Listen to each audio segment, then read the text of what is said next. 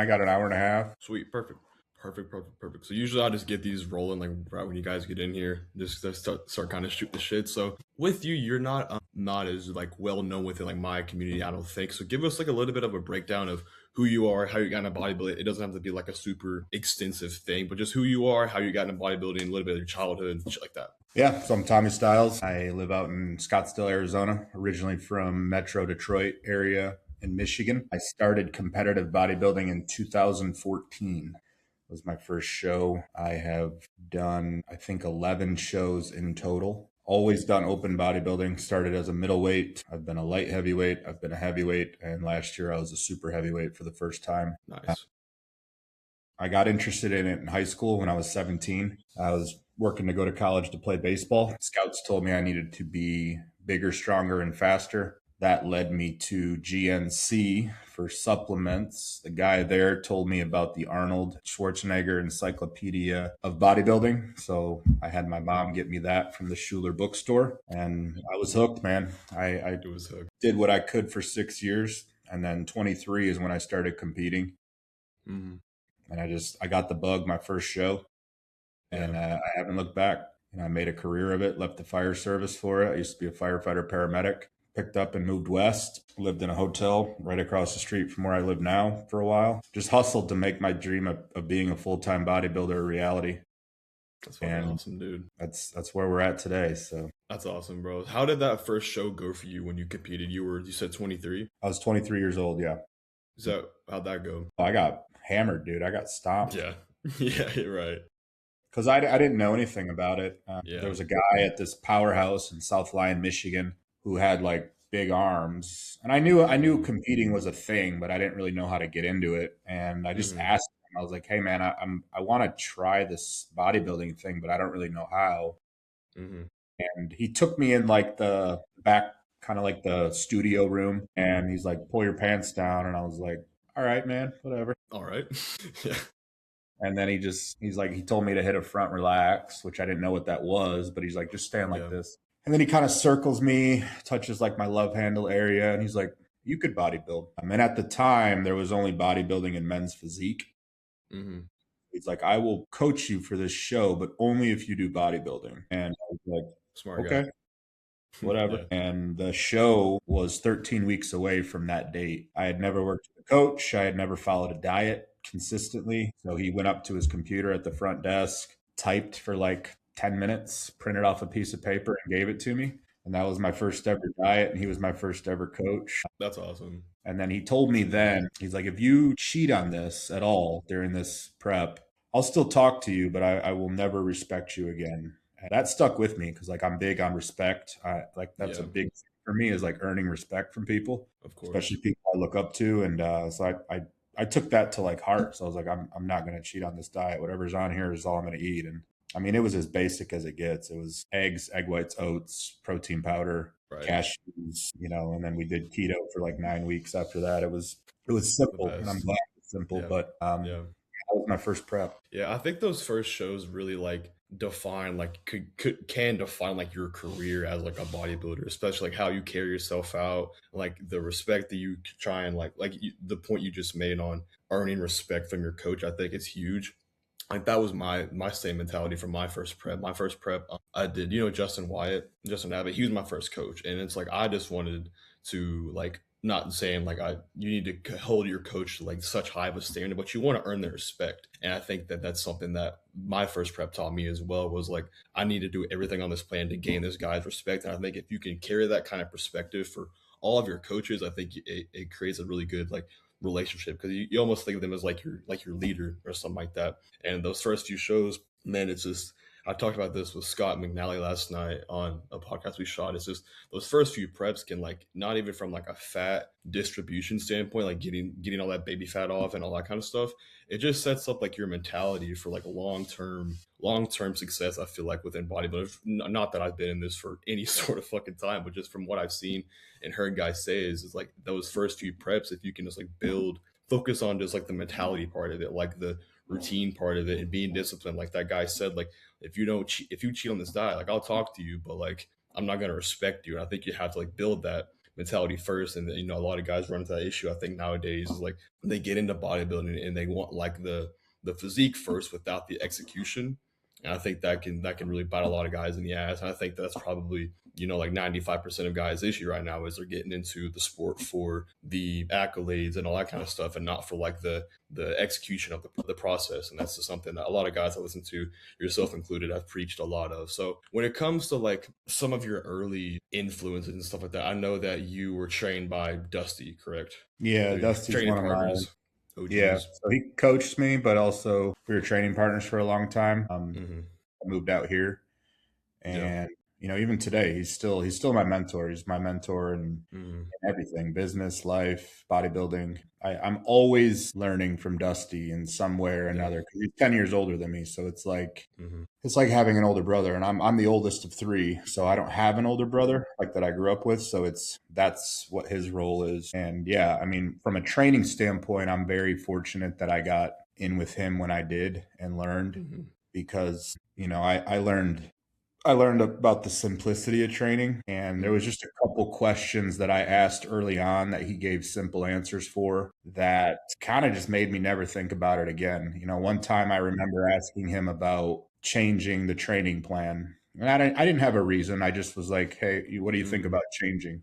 And he's like, "I've been doing the same movements since '08. So if you want me to give you something new, I can, but just know that changes to the plan aren't going to make you better." I've never asked again. I was like, okay, I'll just do what's on here. And then I remember one of my updates I added to it. I said, we were growing, and I said I was ready to blow up or something along those lines. And he responded and just said, just understand that there is no blowing up in this. It's never going to feel like you blew up overnight. And that I never had to think about it again. That it almost made me realize like, oh, okay, this is a marathon. And then it wasn't until I had been bodybuilding for 6 years competitively. I'd done 4 shows at that point that he told me, you now look like a bodybuilder full time year round, not just a guy who lifts weights. So I had to put on enough muscle to where I had that look. And that stands out to me because I get a lot of guys your age, young guys who are like, they want to look the part and have it. And it's like, you can't rush muscle onto the body. Anybody can get in shape, from wherever Hmm. you're at. You can do it. It's doable.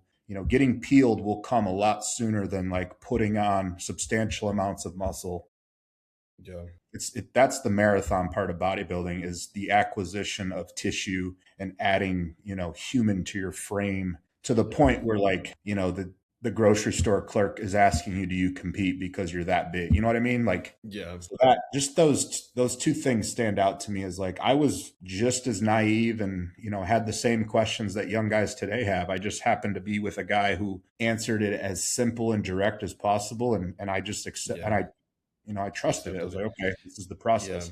I think that's something so valuable that people like Dusty that simplify give to people, is like it's not that complicated. And I'm sure, as you know from social media, the overcomplication of training, diet, PEDs is like crazy, because there's the way that you sell yourself on like social media and like gain a following or whatever is by like prescribing all these crazy protocols or diets and stuff like that, when listening to people like yourself, listening to people like Dusty, if you listen to like if you follow like people like Chris Aceto, who just make it really simple and just take away all the thinking, that's when like bodybuilding, I feel like you thrive in. It's like when you can just focus on the execution of the very simple things. It's like that's what like drives so much progress. I try and tell my guy, like the guys that I help or guys that just want advice, it's like, well, maybe should I eat like this meal here, or like after this 6 week mesocycle, should I change this movement?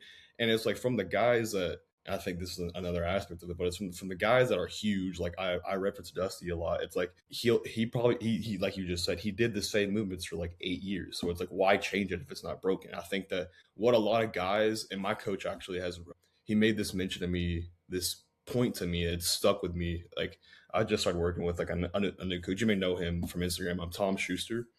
Yeah, yeah, no, he's Tom. he's he's cool, and he made a point to me like I was in my deficit. I wasn't getting as strong on Smith squats as I kind of wanted to be getting or whatever. I was in deficit, whatever. So like, do you think we should just switch back to like hack squats? I'm a little bit more stronger there. He's like, are you actually wanting that for like the actually gaining like leg size, or you just want like some change to the plan? And I was like, he was like, you need to just be more diligent with like what we're doing right now and stop looking for like that dopamine hit of making a change to the plan. And I was like, damn, I thought in my head it was like a statistical and like a good rationale to switch back to the hack squat 'cause I'm stronger on it. But it's like, no, I just wanted change for the sake of change. And I think that's what a lot of guys do with like diets and training. It's like they're trying to have these like intricate, perfect 8 week mesocycles of hitting this body part and this body part. When it's got the guys that are fucking huge, Jay Cutler, Ronnie, yourself, have probably done the same things for 10 years. And it's just the overcomplication of things is just odd. I don't know why guys look to make it so hard. It's not that hard. It's like what Justin Harris said. He's like, I've kind of referenced this a few times. It's like if you'll find like the training program you enjoy and like eat chicken and take testosterone and eat every 2 to 3 hours, that's like 95% of it. And it doesn't have to get any more complicated than that. Yeah, You I know? mean, it really does come down to who can accept the simplicity of bodybuilding the longest because it's not exciting. So if you're an individual who needs excitement, long-term bodybuilding is probably not going to be for you. And I've told people that it's everyone can do a show. Everyone, I think there's a lot of benefit in doing one show to learn what you're I made of agree. and to go through that. But if you're going to stick with it and run off seasons and contest preps cyclically through, 3 years, 5 years, 7 years, 10 years of your life, you're going to be someone who ends up being pretty routine oriented. You're going to want to do the same days over and over and over if you enjoy it. If you don't enjoy it, you're gonna, like I said, you will just struggle because it's not exciting. And in a world that's getting faster and faster, and we have convenience at our doorstep, we can Amazon Prime anything, and it can be here. I could order something right now, and it's probably going to show up in 4 hours, depending Yeah. on what it is. Like you're not going to order a championship bodybuilding physique in 4 weeks or 4 months, Hmm. 4 years Hmm. even. Like it's a long game. So if you don't enjoy that process and that day to day and that week to week, month to month, Hmm. you'll fizzle out. So it's important to identify that early and just understand if you're willing to do what's required of you. And I think a Hmm. lot of people, they aren't, and their struggle is that they aren't willing to admit it to themselves. I was hooked, the very first prep I did, I got the bug. I loved it, even though I got my Yeah. ass kicked. I was Hmm. like, I just like doing this. I felt better about myself. My life made more, like everything just made more sense to be disciplined within, the routine of what bodybuilding gave me for that 13 weeks. And I was Hmm. excited to do what was next, which was off season. It took me a few off seasons to really learn that. Hmm. I remember in 2018 when I was like getting up there in calories for the first time, I realized I wasn't hungry anymore. And that's when I had to accept that that was what I was going to have to live with in order to put enough muscle on my physique. That was Hmm. 8 years ago. And I still am that, like, I don't enjoy food. I've had to push disgusting amounts of food volumes over the years, 6, 7, 8 meals. It was a staple. Hmm. Again, there's a lot of guys who can handle the contest prep part because there's a lot more dopamine involved, but the off season is it's can you just eat 6 times a day when you don't want to? Can you do the same training? Can you put yourself to bed? Can you be hydrated? There's not a lot going on in the off season other than the mundane monotony. So Hmm. it's either going to grab a hold of you and you're going to want to center your whole life around it like I did, or you're not. Like, it's one or the other. Hmm. Yeah. I think, Not wrong to you not know want what? that. It's Yeah. not wrong to not want that, Hmm. but I think it's important to identify who you are early enough to where you don't do something that you're not enjoying.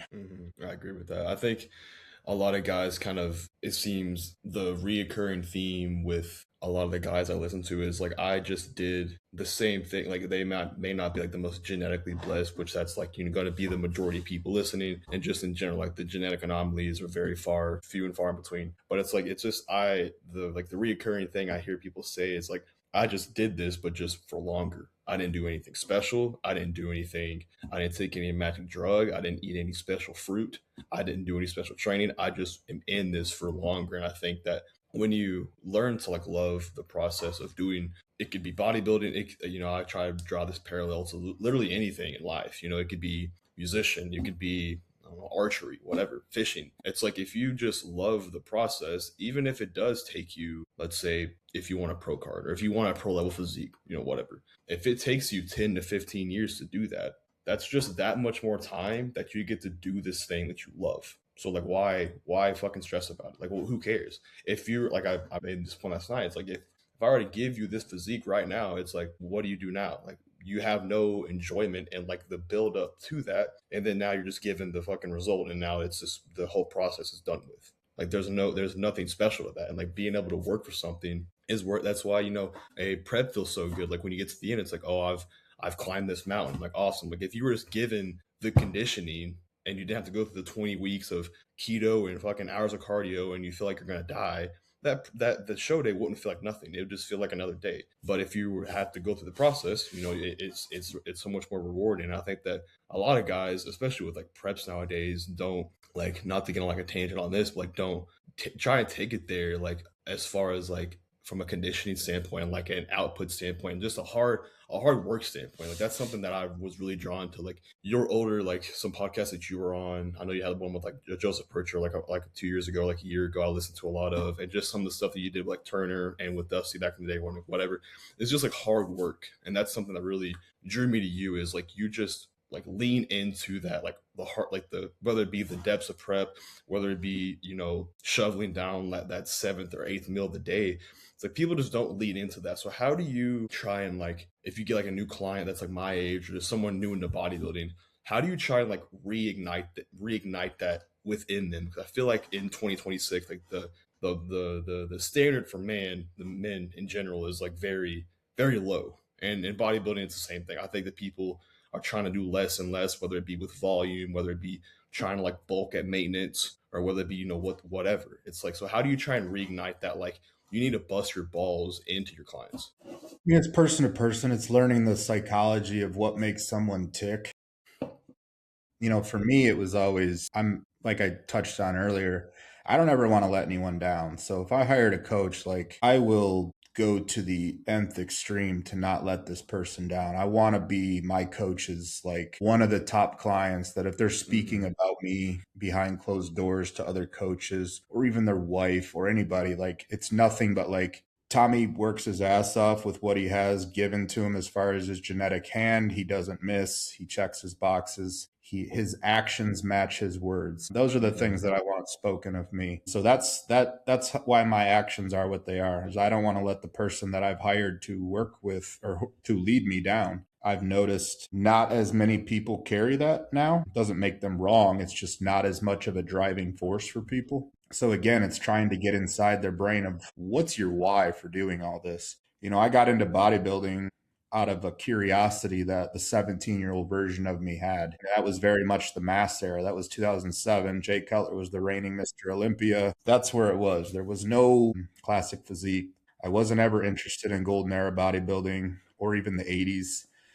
Dorian's my guy. That's my goat. I have consumed every piece of Dorian content available. I've watched Blood and Guts at least 100 times. Mm-hmm. So I was drawn to the freaks. I was drawn to the mass. Even before I knew about PEDs or what any of that world was, I just saw muscle and I was like, that is awesome. That's what I want to do. I don't know how to do it, but that interests me. Now, enough years have passed where I'm working with guys who, if I ask them who their idols are, who got them into all this, they say a name and there's a good chance I don't know who it is. Not because their idols are lame, but it's just a different era. They could idolize an influencer. So that influencer may project that the lifestyle that is competitive bodybuilding is way different than the life I live. So again, it's just trying to get inside their head and figure out like, what is your personal why for all this and where do you want to take this? But even in saying that, it's like my first 8 years of doing this, I didn't, the pro thought was just so not even there. Every prep was my Olympia. I was a young firefighter in my 20s trying to navigate life, moving apartments every 12 months, bouncing around Michigan. I was just kind of loving the life I was living while I was doing it. I'd choose where I was going to live based off the proximity to the best gym in that area. And a lot of guys like that, like you'd pick some shithole apartment, and as soon as you moved in, you'd figure out how to turn that into like your lab. That's where you're going to cook. That's where you're going to eat meals. That's where you're going to set up your little area to do check-ins. You're Hmm. gonna have a mirror, like that's all I cared about. Furniture, forget about it. I think I just bought my first couch like last year. 34 years old. Like Yeah. all that stuff was just out of sight, out of mind. I didn't care. I don't care about a lot of the things that other people prioritize, and I didn't through my 20s. Hmm. I just love to train, and and through that, because of my love for training, is my love for bodybuilding. Hmm. So for me, it was, Exactly. and then Kobe Bryant's a huge inspiration for me. The Mamba mentality. I was Yeah. a fan of him from like 8 years old on. So I really do like working hard, whether it's on my Yeah. business or towards bodybuilding. I like leaning in when it gets hard. Hmm. When I get hungrier in prep, I love it. When a coach pulls food or gives me more cardio, I love it. I've never Turn up. once Yeah. negative Yeah. dialogue when I get those Yeah. things told to me. So, Yeah. I don't know how other people process it. I think, It's just, yeah, it's like just I said, ingrained in you. a lot of people have different whys for what got them into it. Right. I didn't know anybody who'd done a show when I got into it. I was like the only one. I didn't have friends or people at the gyms that I taught. Now, I mean, you can check out at Trader Joe's and the person ringing you up, their daughter might have did a show or they know somebody. It's like Yeah. everybody knows about Right. competing now because it's gotten a lot more mainstream. When Yeah. I was fortunate to get into it when it was still a bit more niche and rebellious to want to be a bodybuilder and want to compete. Hmm. Yeah. So the whys were a little more cut and clear. Hmm. And there was a hierarchy of the online world. I spent a lot of time just observing and listening. I didn't speak, in groups I was in, forum or Facebook groups, whatever. Hmm. YouTube wasn't nearly where it is. So it's just a different era. And I appreciate Hmm. that. I'm glad I've been able to kind of see as much as I have over my 12 years in the competitive side. Hmm. But like I said, I think a lot of people right now are just kind of unsure of their why for doing it. Yeah. I I agree. literally moved my entire life across the country to pursue being a full-time bodybuilder. That was the dream. And a lot of people at 28, if they found themselves living in the back of a gym on an air mattress, they'd be like, shit, I need to get my life together. And, my thought was like, let's move west Winning. and really Yeah. Yeah. double down on Yeah. this. So Yeah. I think just establishing what your why is, and then that's what I try to do with clients, and then shooting them straight the same way Dusty did to me. Whether it's maybe there's people who want to change the training plan all the time, or they're looking for shortcuts. I just try to convey that in the content that I put out is don't waste any time looking for shortcuts because they're not there. You can help yourself a lot by just getting with someone who's been in the trenches and who's made mistakes or learned along the way. You can Hmm. shorten, maybe make your path more efficient, but you're still going to have to put in the work and the time. A lot of times too, I'll get people that are doing everything right and they're just eager for more, and that's where you have to learn about patience. You can do everything right for 365 days and still be so far away from like having a championship physique or being somebody, or being like that guy in your gym where like everyone looks at you as like What the kind of the fuck? big Yeah. man on campus Yeah. type thing. Yeah. It's just going to take time, and Yeah. that's hard for people to accept too. Yeah, that's just bodybuilding though, and I think whenever like you kind of hinted at like the Amazon Prime mentality, it's like that's what everybody, especially younger guys, they've grown up in like the social media era,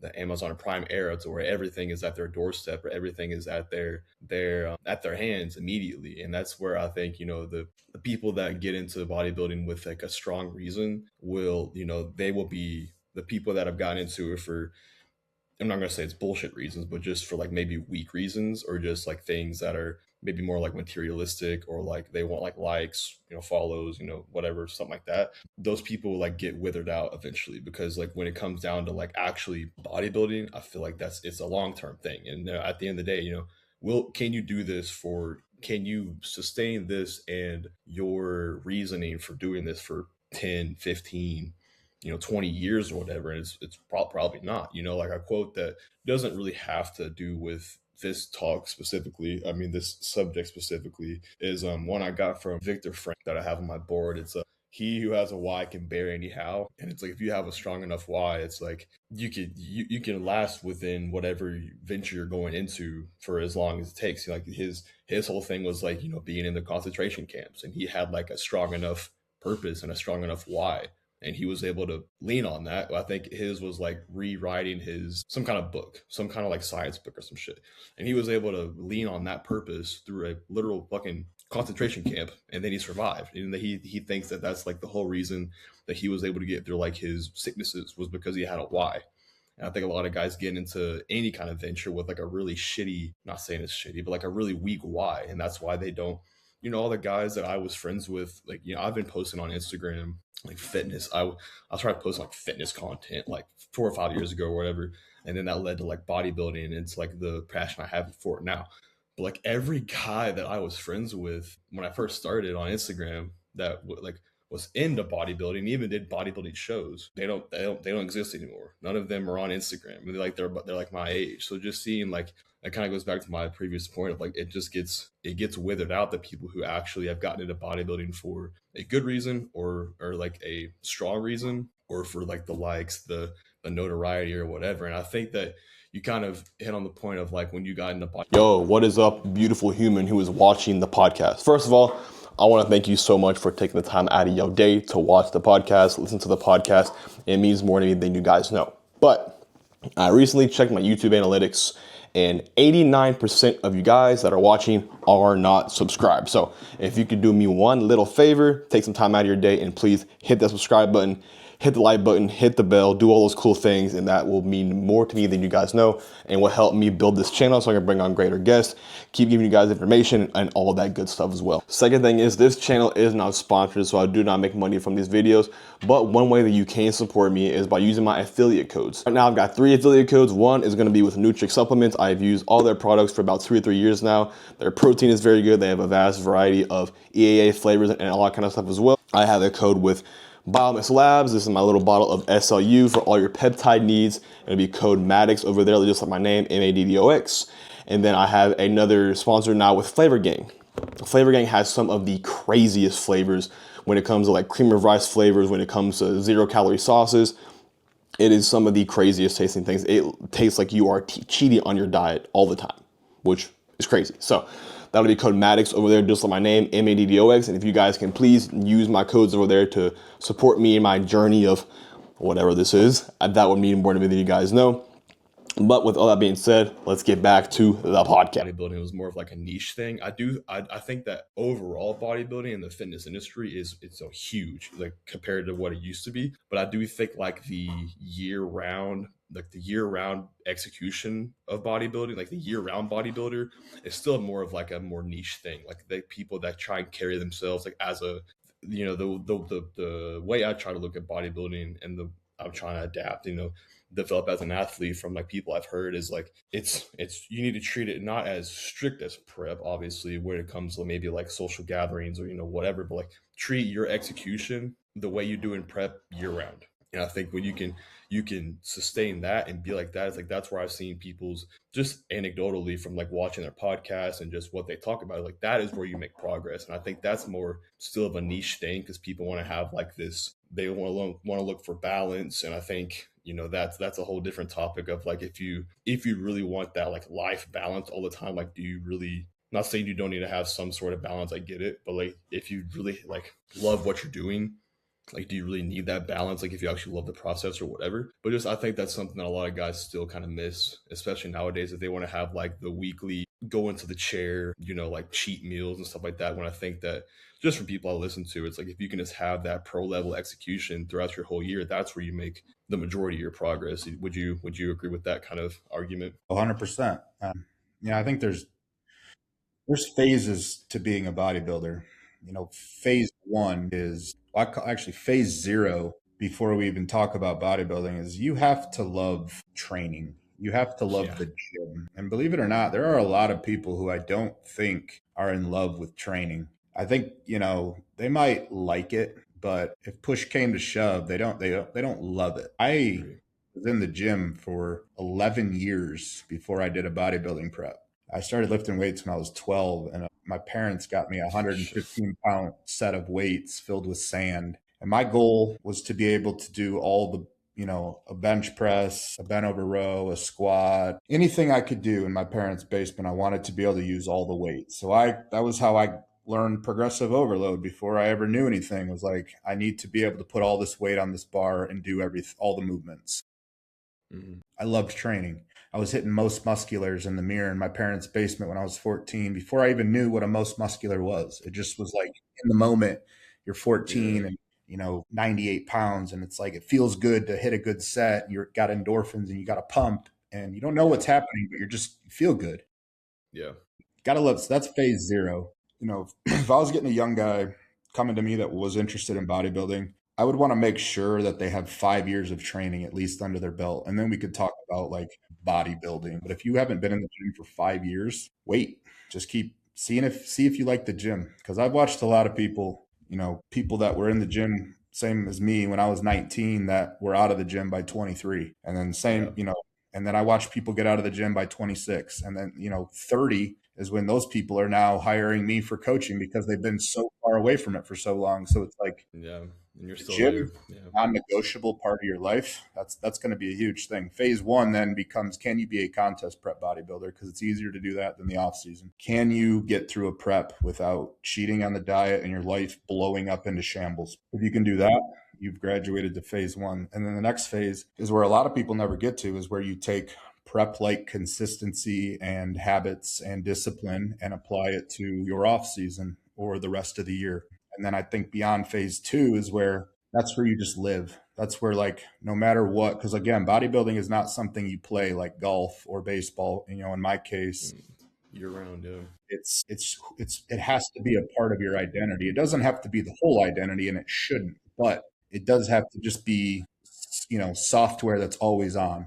For me, like today, I'm doing this podcast with you.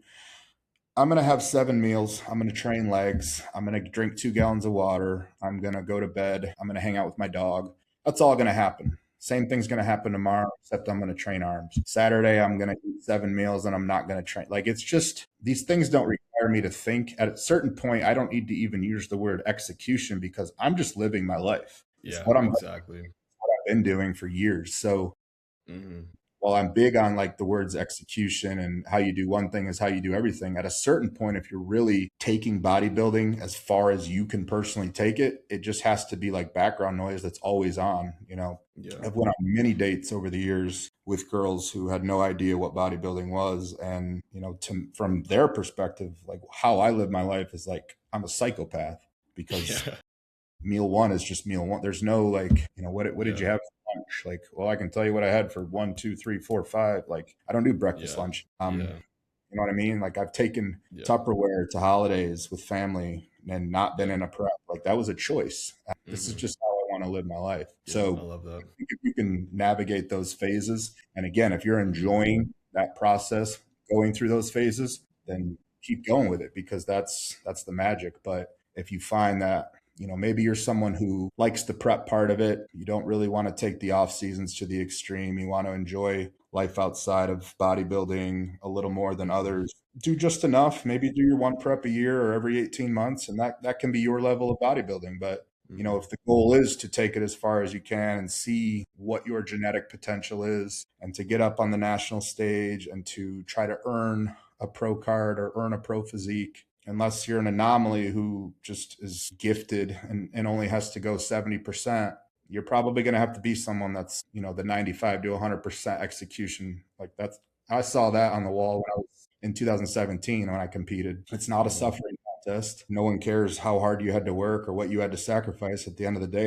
it's judged in front of a panel of judges, and what's in front of them is what they're going off of. So you'd better be enjoying it, knowing that fact. And I was fortunate to put that together early. I have no delusion about where I stand with, what I can achieve with my physique and how much muscle I can put on and what my insertions are, my muscle bellies, all of that stuff. Like and I've always had good people in my corner who no one's gassing me up and telling me things that aren't true. Yeah. So, I think that's very important. And I think a lot of people struggle to have that now. They have people that gas them up, that'll tell them, the common phrases you see, they post a picture of their physique and they get gorilla emojis or Next up.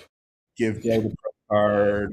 Yeah. Just like they talk about getting a pro card, like it's like going to the DMV on a Saturday morning and getting your driver's license. It's not Yeah. that simple. So many things have to be planned and thought about in advance to possibly have that day come where your name is called as the last man standing and you've earned pro status. So, it's, I always try to identify where is this person that's coming to me? Where are they in the phases? And, you mentioned balance. That word doesn't exist for me. I'm big on extreme balance. There's pillars of life. I look at, if you're a bodybuilder, bodybuilding is your fitness, but if you're not, then fitness and exercise is a pillar for you. Your career and your job is a pillar. Your family or your spouse, depending on where you're at in that world, is a pillar. And then if you want a fourth pillar, you can put your friends, or a social life in there. Having extreme balance of all 3 to 4 of those is what I try to do. But Hmm. there's going to be years where, whether you call it a sacrifice or not, it is a sacrifice. Where I didn't care about a social life. I didn't. There was a lot of years where I didn't. If you asked me to do something, don't ask, because I'm not going to respond, or I'm going to say no. That's Yeah. just how it was for me. And even now, like, I don't even live that kind of life where Yeah. social stuff is a thought. It doesn't mean I can't do it, but Hmm. when guiding clients, it's like, what's important to you? I'm never going to tell someone to take off the holiday, or to be hardcore or anything. Like, do what you want to do. I think you Hmm. can celebrate holidays and things like that, and you can, take your wife out to a dinner here and there. But again, it's all contextual within like client and coach. Each person's different. Hmm. I've never forced someone to eat on the holidays if they didn't want to, because I don't. I can't remember the last time I actually ate off of my plan on a holiday, because I don't want to. It's just another day in the week for me. My family's in Michigan. I'm in Arizona. It doesn't make a difference to me. So, For sure. just figuring out who you are, and I don't label myself as hardcore, because at the end of the day, I'm just doing what I want to do. Exactly. Yeah, I think when it comes to the whole balance discussion and like what people deem as whatever, then that whole aspect is it just comes down to what you value and what you want to do at the end and what your goals are as well. People will be like, you need to find like for me, for example, I live in like the middle of nowhere, like Arkansas. So there's no one bodybuilding near me. So it's like social events, all that kind of stuff out the window. It's just not a thing for me. But it's like what I do in my day to day, even from my job, not that my job is super, I work at Walmart right now, but not that that's like super whatever, but like my process within bodybuilding is what brings me my joy. It brings me purpose, it gives me structure, etc. And I think that whenever people see that from the outside looking in, they're like, you need to find, look for different hobbies and stuff like that, where it's like bodybuilding is like the one thing I think, because it is a 24/7 game and you're always like in it, like whether it be the meals you're eating, the steps you're getting, the water you're drinking, it's a 24/7 thing. So I think that people can like paint the picture as like you're obsessed or whatever, and you need to find balance when it's like, no, this is just what is bringing me like joy. Like the way I look at it is like everything that I'm doing, whether it be, I don't know, taking this, it could be as small as like taking my blood pressure reading every couple days, or my blood sugar every couple days, or the steps I'm getting, waking up on time. It's all like little boxes that are winning, and that's bringing me like a little bit, the little bits of fire every time I check a box. And I think that whenever your people view that, they don't see like the little wins you're accumulating every single day. They don't really like understand that, and I don't think a lot of people have that perspective anymore. Whether it be like another one I made on a YouTube video a couple weeks back was like I still do like the whole like physical logbook thing, like writing my numbers down. I write my cues down on my session or whatever. And it's like I like pointed at it. I'm like every single number here that I'm able to progress on, whether it be through weight, reps, intensity or not intensity, fucking what I'm talking about, execution, whatever. Every time that I like check a box here and I progress from my last session, I've won. That's a little win. And these little wins is what brings me my joy. And if you can understand that, there's nothing wrong with that. There's nothing wrong with you or whatever. But it's like you just can't see it from my perspective, and that's fine. And I just think that a lot of people just don't like that. Like we keep saying, there's nothing wrong with that. There's nothing wrong with those people. It's just they can't see it from your perspective. And then another point I wanted to like bring up is like what I've come to realize is that whenever you're trying to not the balance part, but whenever you're trying to have all these different variables, which I think the main one where I'm always kind of referring to is like maybe like diet, like eating this day, like cheat meals, free meals, whatever you want to call it. I think it just creates so much like decision fatigue, and it just creates more thinking. And it's like if you have a strong enough why and a big enough goal, and you just execute all the time, you don't got to think about, well, today my weight's up quite a bit because I had this cheat meal, I'm holding water, my digestion's screwed for the next couple of days if you didn't do it right. And then there's just like this domino effect of BS that happens. And it's like if you just followed your diet plan, if you wanted to have a little more food like one day a week, just up your carbs in a couple of meals and you'll probably be fine. And don't have this huge cheat meal, this big excursion. And I think that whenever you can follow that sort of thought process, it also creates a better relationship with food for you, because you're not looking at it. Because like I was thinking about it this morning, I think that like food, if you look at, because like you have like this broad, you have this like this line of like addictions. You have like you got drugs, you got alcohol, you got sex, you got like buying stuff, and food is on there too. And I think food is like the most like dangerous, because we have to eat. All those other things you don't really have to survive, but food you literally have to survive. Like you have to eat to live. That's kind of obvious. And then it's like I think whenever you have that mindset around like not trying to be like that year round bodybuilder, and you really like put so much stock in that like free meal or like off plan or whatever, it's you create a really bad relationship with food. Like for me, for example, I was a fat kid before bodybuilding, and I've never, not that bodybuilding is ever going to help my relationship with food to any extent. It's probably going to make it make it worse. But like just as far as like the cheat meals thing goes, or like eating off plan, when I like were to lean on when I leaned on that, I haven't been bodybuilding but for like 3 or 4 years now. But like when I started to just, and this is just like in the past like couple months, like year, but whenever you just like streamline, I guess that would be the word, your process to where you're just like executing all the time, you develop a lot better relationship with food, to where you don't view it as like this huge reward. It's just like it's just food, I'm just eating. And if I have like a free meal of just sushi, it's like, okay, this is the same thing I've been eating, just in a different format. You eat the food and you move on. And I think that's where a lot of guys, fall into a trap of like, they could be like binge eating or just bad, food habits in general. It's just like, if you just execute all the time, it's like that whole thought kind of just like goes away. And, or at least it has for me. It's like just execute all the time. And then that connection to food as being this big, like, oh my God, this big cheat meal that just leads to horrible things. And it happened to me, like even just a few months ago. There's a post I made, like my last show was last October, like right before the holidays, and I've back last year I had like a horrible relationship with food, like it was bad. And then so my last show was like around the holiday season, so that just like led me to, I had a good rebound, but then after that I just screwed it. I screwed it up. And it's just like, I think whenever you just can just detach yourself from like the food being that goal all the time, it's like it just becomes such an easier process, because that swinging of weight back and forth is just where a lot of guys, you never make progress, because if you screw your rebound, you can't put on the size. I think that's where a majority of guys, it seems like their size of you could put on in that like 8 to however long your rebound can last after a show. You screw that up, you got to clean it up, and then it's just like you've just screwed everything you did for the past 16 weeks. You know what I mean? So it's just, if you can just learn to try and execute 24/7, I think that another thing it helps is just like your connection to food. Absolutely. I mean, at the end of the day, if you look at food as fuel, Yeah. it can eliminate a lot of the extremes within the relationship side of it. Like I'm pretty neutral on all things bodybuilding. Like I don't really let the pendulum swing too far one way or the other. I've had to put, like I mentioned, I've pushed disgusting amounts of food. So I like dieting. I like being hungry. It's a win for me. Contest prep is very, I don't want to say the word easy, but it is relatively easy for me because again, I have to go pretty heavy with the food volume to grow and to put on muscle. And so prep is, there's obviously the normal tiredness and fatigue that comes in towards the end, but at the end of the day, like I think detachment's a big skill to learn if you're going to stick with bodybuilding year in and year out, and just not having to like honor how you feel all the time. Stoicism was really helpful for me when I found that in 2017. Marcus Aurelius. I read the book Meditations during a prep in 2017.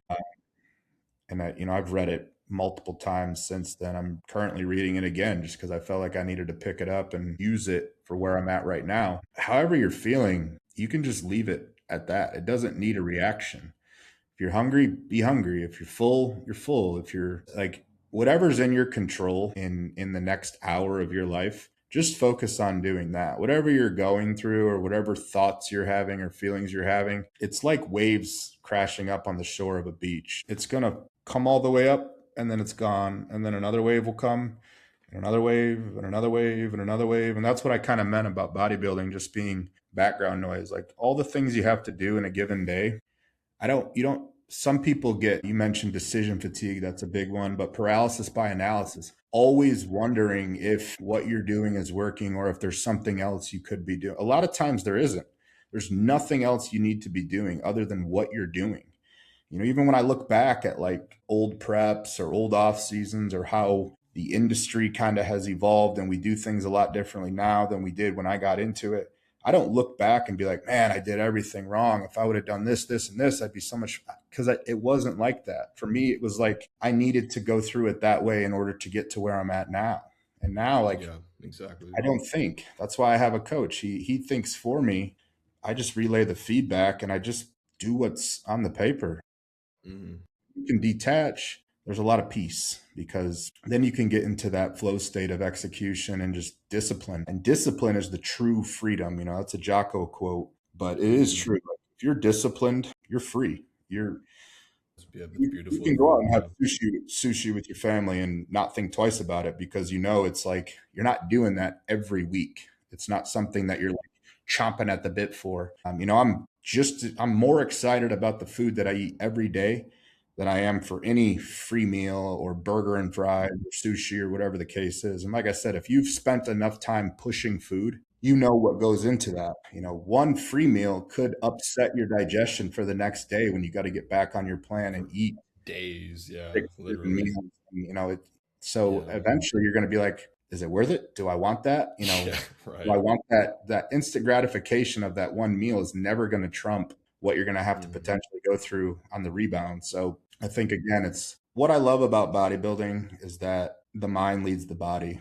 The body is what's happening physically, and what people see is a reflection of the mind. And for me, it's been a Exactly. mental thing more than it is a physical. How I look, how I perform, how I recover, all of that is a byproduct of the decisions I make day in and day out. So That's I such a good message. Yeah. try to focus in on that and just, even in life adversity, it's not like the last 12 years of my life has just went smooth. Like I said, I've lived in the back of a gym. I've lived in a hotel.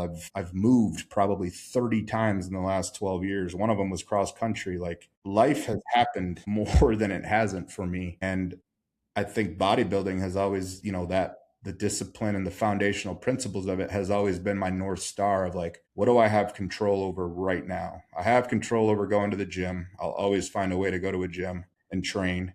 I have control over what I put in my mouth. I have control over nailing my hydration. I have control over my sleep habits. I have control over earning money so I can afford to do all these things. Bodybuilding is not a cheap endeavor, especially the further you want to take it. So I just focus on what's in my control and what's not. And you try to not focus on the things that aren't in your control and just let them go. And you're going to that's like anything, it's a skill and you will get good at it if you consistently keep asking yourself, what's in my control right now? But if you're the type of person that is always looking at your plan or gazing on social media or listening to podcasts and you hear about what so and so does with their coach and then what so and so does with their coach and you start getting in that loop of like, should I be doing that? Should I be having kiwi with my last meal because it does this and this? Or should I be doing single arm lat pull downs? Or am I at a disadvantage because I don't have all these cool pieces of equipment? Like, none of that shit is going to help you if you're spending time thinking about that. What's in your control, just focus on that and you're Yeah. going to get where you want to go eventually.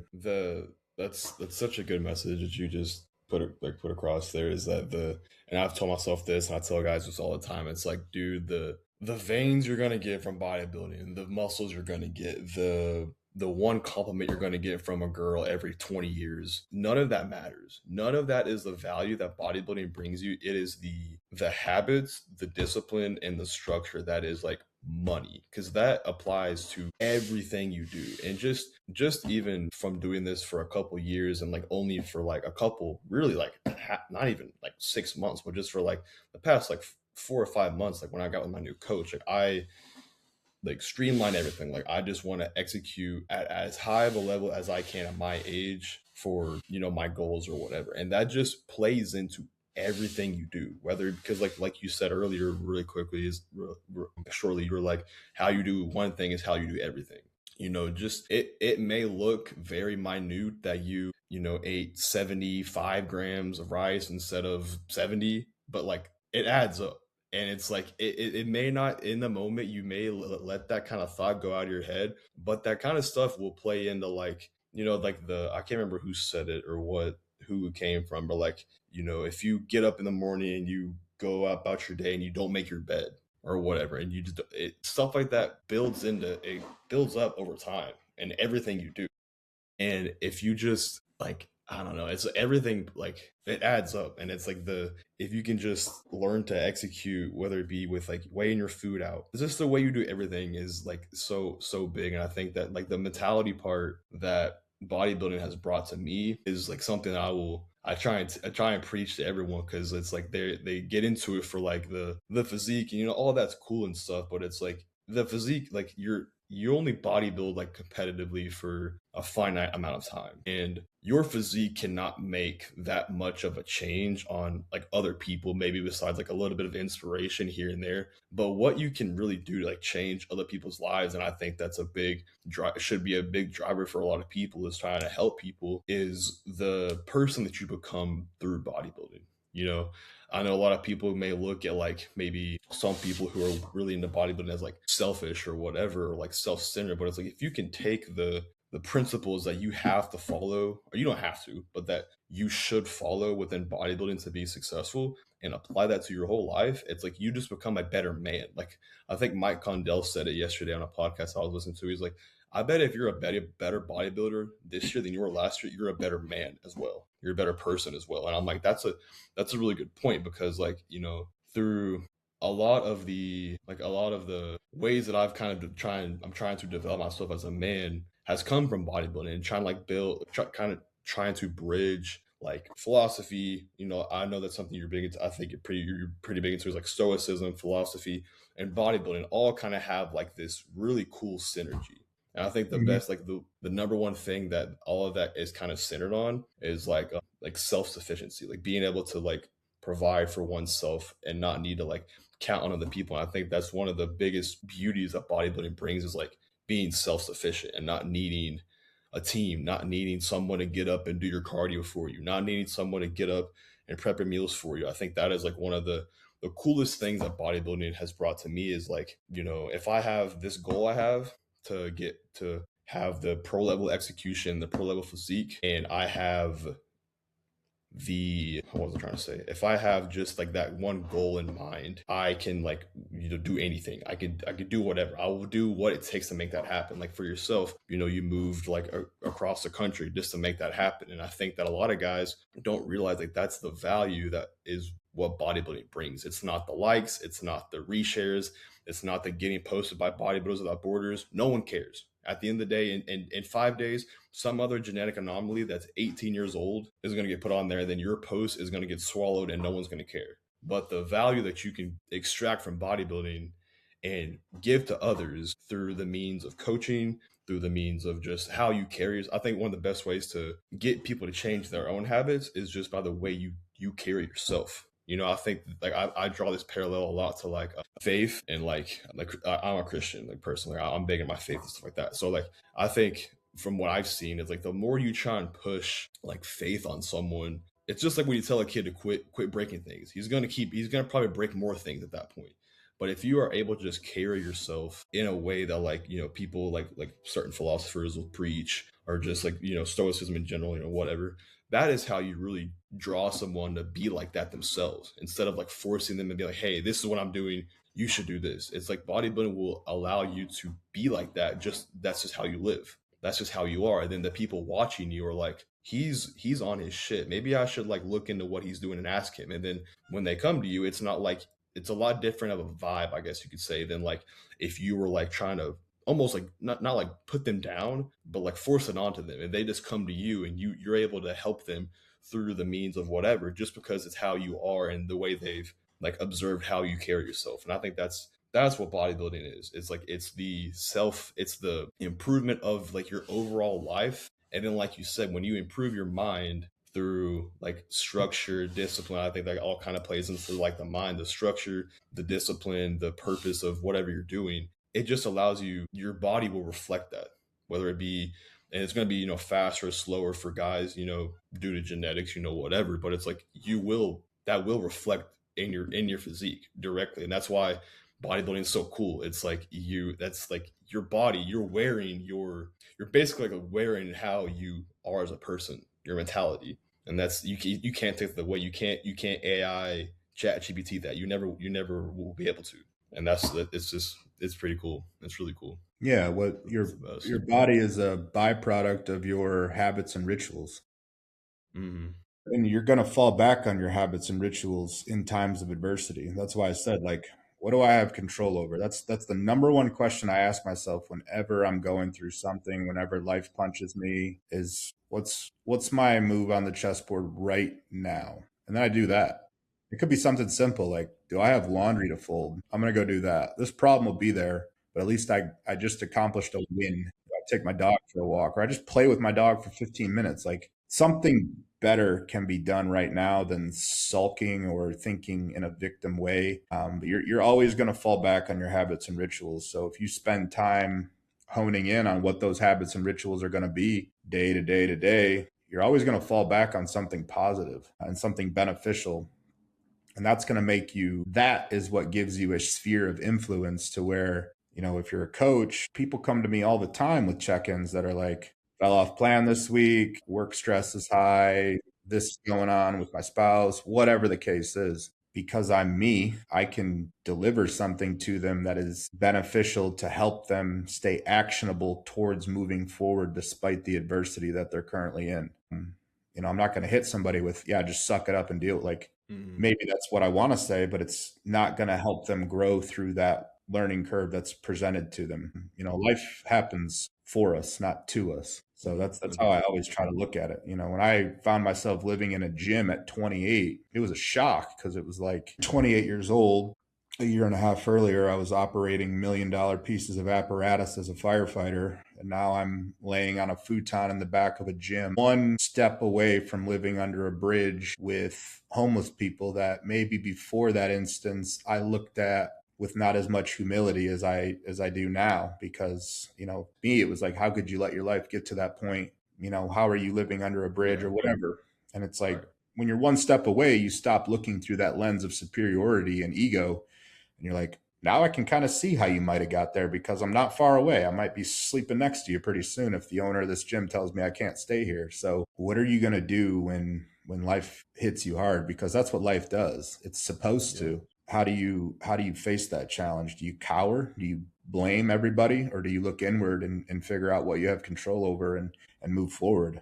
So I think the mental and the psychological side of it is where a lot of the focus should be. The physical and the training is all repetitions. It's like anything. If you want to get good at playing the guitar, play the fucking guitar every day. You're going to get better than you were. And that Hmm. goes with anything. Repetition, repetition, repetition. That's why training is so important, because it's a skill set. Every movement is its own skill within the sphere of training. So when I think back to the version of myself that asked Dusty for a new training plan, it was because I just wanted change. I didn't understand that, the set of exercises I had prescribed to me was a script to go into the gym and get better at performing and executing every single day. And when you start focusing on progress with that perspective, I mean, you can ride the same movements for eons before you really need to maybe make some adjustments, or maybe swap something in, or change the exercise order, or whatever. There's a lot of nuances.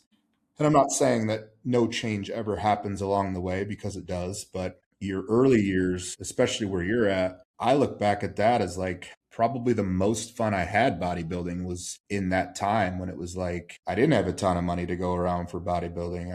I had to manage, or I had to be a firefighter, 10, 11 days of the month, 24-hour shifts. I had to perform at that job while, doing everything that was required of me for bodybuilding at that time. I was living in all these shitty apartments. 12-month leases was how I got through my 20s. There was a ton of passion and rage that fueled even keeping me going and wanting to keep doing that year after year after year, because, you're not going to have a loud cheering section when you're just getting started in something, Yeah. especially, it wasn't the case for me. I didn't have anybody that was like, yeah, man, you should do bodybuilding. Everyone made fun of it. Even my family didn't understand it. And now it's like I'm supported by many. A lot of people look to me and like, even strangers. I can remember when I moved out here and I was driving for Lyft just to help make money and learn the area. And I always had my cooler sitting shotgun with my meals. And I remember I picked up a group of guys, and some guy just happened to ask me, he's like, hey, do you bodybuild? And I was like, yeah. So I thought that was cool that he even identified me as a bodybuilder because I had a cooler. But when I got him to where, his destination, he said, hey, man, stick with it. That's really cool. And this guy was a stranger. He didn't talk to me and say I used to do it or I know someone that does it, nothing like that. He just admired that I was dedicated to something that maybe he didn't know anything about. But I always remember that moment because it's like maybe that sphere of influence that I have was indirectly working on him in that moment. Maybe it wasn't, but it's just one of those little moments that you're going to remember along the way, or you're going to look back on. So, I think the part where you're at is it's the most beautiful part of the journey because Hmm. the only way to go is up. Yeah. You don't have to think too much because you're almost so Yeah. low that Yeah. it's just pure climb, and that's Yeah. the exciting part. Yeah, I think that being young in the process and like surrounding yourself with the right influences is huge. Like I'm really glad that like whenever I did like a random post on social media like 2.5 years ago, and I guess Justin saw it and hit me up. He's like, "Do you need a coach?" And I was like, "Yeah, sure, but why not?" So and like I've been blessed enough to have like a good coach from the beginning, and that's allowed me to kind of sift through all the BS on social media. I never scroll my phone on Instagram. I can't do it. It makes me like it makes me want to freak out. So I don't allow myself to get into all of the crazy things you see on social media. And I've been able to surround myself with like people that are smart and people that speak the real shit, like people like yourself, like my coach. And there's I feel like a more niche group of people that I've kind of like gotten myself into, that whenever you are young, you're able to just like they're able to just kind of like shift you in the right direction, and now you can just focus on the execution and then just don't think. And it's just so much more simple than trying to take every training thing you see on Instagram, every diet you see on Instagram, and try to apply it to your situation. It's like, no, just have the right influences around you. Not saying you need to listen to every single opinion you get, because that can be also very hard to navigate as a young man. I feel like is like figuring out whose opinion to actually apply to your situation. And that's just kind of a maturing thing. You have to like realize that because when you're coming up through life, you just listen to who's older than you because you're just, like you're 10 years old. You're just going to listen to the teacher because she's your teacher. When it comes to like when you're an adult or whatever, it's like you have to learn to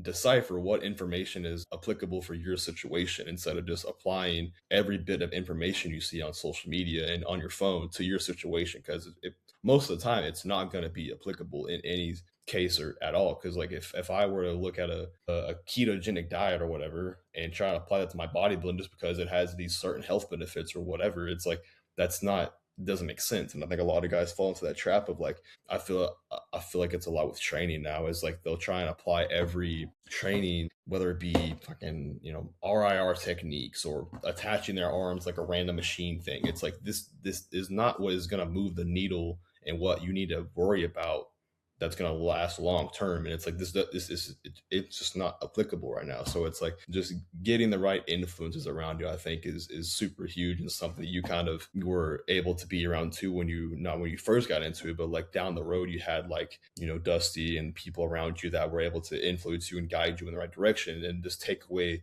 the thinking part of it, because that's a huge thing that we've already kind of discussed, is like the decision fatigue that people can like run themselves into, when it's like if you can just remove all that, it's like this shit's just it's just background noise, man. It's just fucking background noise. Yeah, I mean, I think a good mentor is one that silences the noise, because we live in a very noisy time. Yeah. 2026, especially with the emergence of AI these last couple of years, it's noise.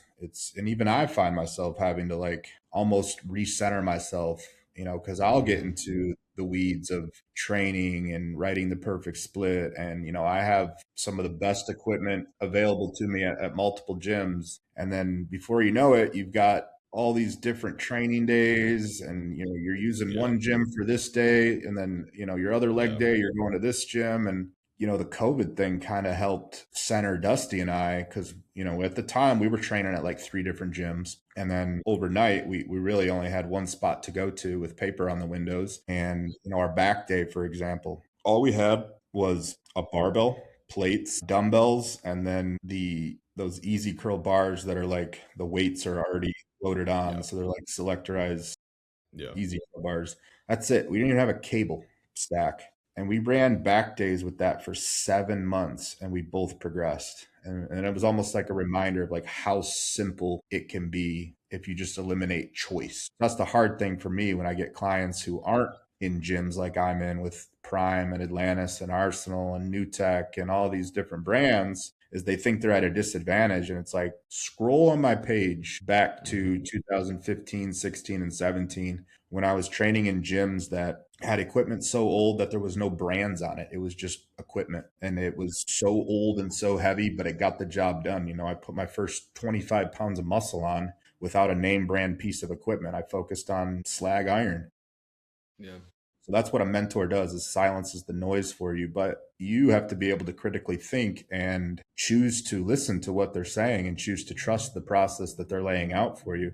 A lot of Hmm. people struggle to do that because, the shiny object, it gets shinier, especially if you want it to be that thing that you're missing. You want this movement to be the thing that's going to help blow your back up, Yeah. or this coach is going to help you move up a weight class or two in the shortest amount of time. And it's like it just doesn't. And then if you're a historian of bodybuilding too, you can learn a lot from looking back at what were the guys doing before this big equipment craze, or Hmm.